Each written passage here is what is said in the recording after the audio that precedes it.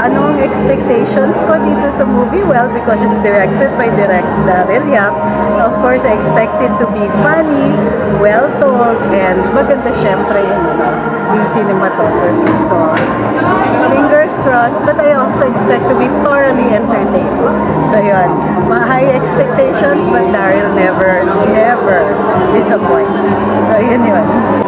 Ina-expect ko that since ito ay movie ni Direk, it will be lagi namang original yung mga movie ni Direk, and I am expecting that same sa mga movie ni Direk, I think barubalan to, masaya, and ayon sa mga napapanood ko talagang kailangan mo daw ng tuwalya pag nanood ka nito.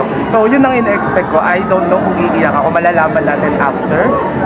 Again, sabi ko nga, hindi ako palaiyak sa mga movie. Pero sa Martyr Murderer ni Direk, talagang magulgul tayo doon. Dito malalaman natin kung iba talagang epekto ng Direk Daryl sa akin. So, ayun. Manood po kayo ng Para Kang Papa Mo. Showing na po sa December 13, 2023.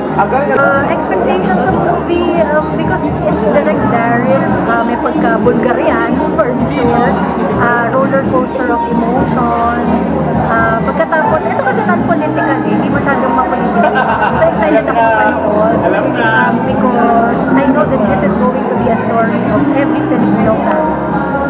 And so, lumabas kayong lahat, panoorin nyo sa December 13, Para Kang Papa Mo. Thank you po.